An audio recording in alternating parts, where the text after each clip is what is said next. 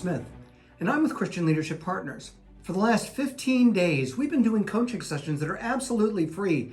We have these posted to all the different social media apps, and we're really hoping that they're making a huge difference in your life. Now remember, these are free, so if you want to, you can share these as much as you want. You can download them, you can copy them, you can use them at your work setting. If you want to work with your peers or with your subordinates, you're more than welcome to do that. Present this to your leadership team. See if it's maybe something that they want to incorporate throughout their entire company.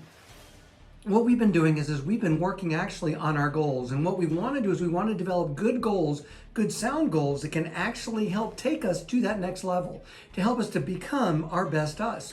So that's what we want to accomplish today. We want to actually identify these goals. Now, once we get these goals identified, we want to write them down. Now, I encourage you to journal the things that we learn, the things that you learn today. In fact, journaling every single day can actually make a huge difference in your life. But what we really want to do is we want to make sure that we get our goals set and analyzed properly. So if you look down in the notes below, you can actually click that link, and that'll give you the opportunity to download a copy of our goal worksheet. That goal worksheet is actually going to help you to identify the things that we learned today, help you to identify the most important things out of Proverbs as we read through that, and we can also use that to help us focus on our goals. So that's what we want to do today. We want to focus on our goals. I know it's been 2 weeks, and I know that you've gone through all these steps, but let's clarify our goals today. What we want to do is we want to ask ourselves 3 different questions, and these questions will help us to identify, to solicit, and to get our goals all lined up in a way that will actually make much more sense to us. And we're going to do that right after we read Proverbs chapter 15. Now, Proverbs chapter 15 is extraordinarily important because it'll help us to see how we can change our lives. The value of Proverbs can be found in Proverbs 1:5-6, and it tells us, "Let the wise listen to these proverbs and become even wiser. Let those with understanding receive guidance by exploring the meaning in these proverbs and parables. The words of the wise and their riddles." So the Proverbs actually helps us to identify these things. And in fact, we'll find that in Proverbs chapter 15, we see Solomon repeating a lot of key phrases here. We're going to identify possibly 5, maybe 6 different areas. And to really understand this and to really grab a hold of what Proverbs has in store for us today, I encourage you to write down different sub-columns. And under each one of those columns, write down the different verses. You can write them out. That helps me to understand it. Or you can actually just write down the key verses or the key words within that verse to help you learn from them. But you're going to find 5 different things. The first thing is that what are we saying? And we want to watch our words. Now, if we take a look at verse 6, that's actually where our treasure becomes. Our treasure is actually in the words that we speak. Think about that for a while. The next thing that we want to do is we also want to make sure that we can learn from correction. If somebody tells me that my videos need a little bit of work, then I'm actually going to listen to them rather than rebuke them and say, "Oh, you don't know what you're talking about," or make them feel bad because they made me feel bad. What I really want to do is I want to improve myself. And so I make sure that I listen to correction as I go along. Solomon also gives us a list of the things that the Lord detests, and we'll see this sprinkled throughout chapter 15 also. He also tells us how we can live with joy. He talks about the way that we speak, the way that we listen, the way that we live our lives in peace with our neighbors, with our friends, with our family members. And that's how we can live in joy. And then finally, he also tells us about our relationship and how important relationships are in relationship to true riches. So we want to make sure that we do keep our minds focused and our eyes focused on what it is that God wants us to accomplish.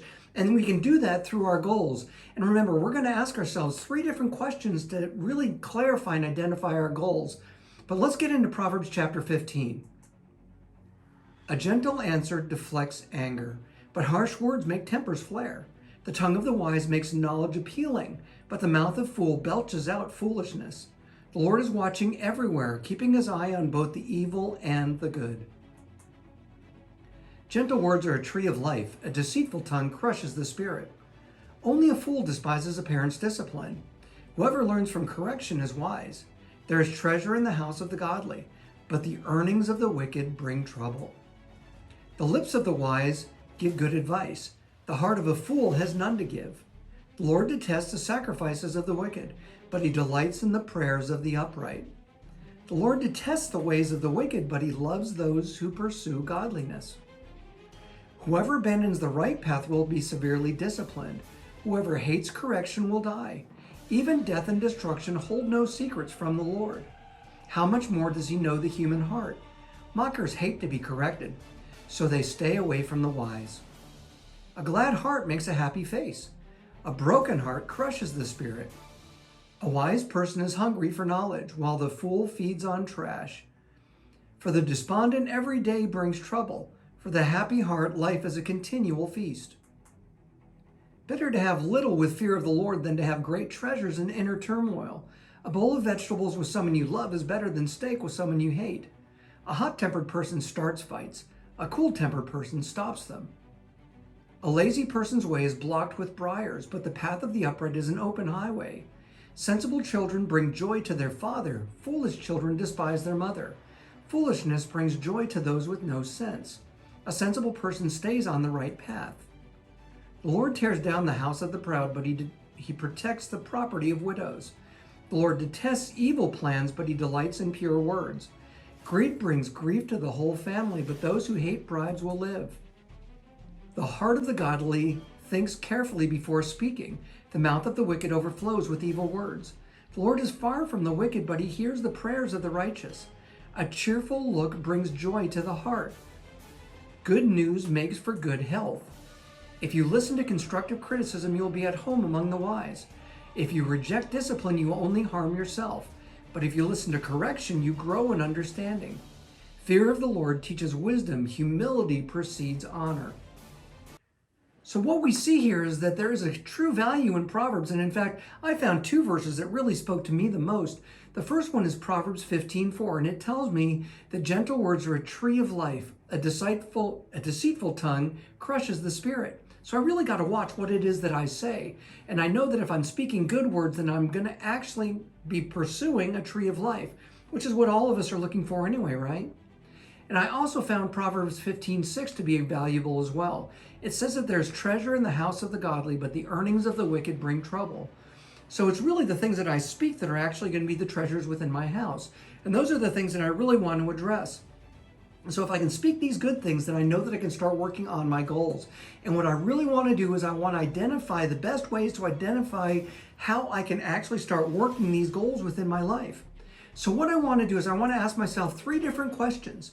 And if you ask yourself these 3 different questions, you're going to find that you're going to develop your personal goals, your spiritual goals, and your financial goals. So those 3 different goals will actually come from these 3 different questions in different aspects of it as we approach it. So let's take a look at these 3 questions. The first question is you have to ask yourself, if I had unlimited resources, what would I do with my life? If you won the lottery and you had all the resources in the world, what would you do with those winnings?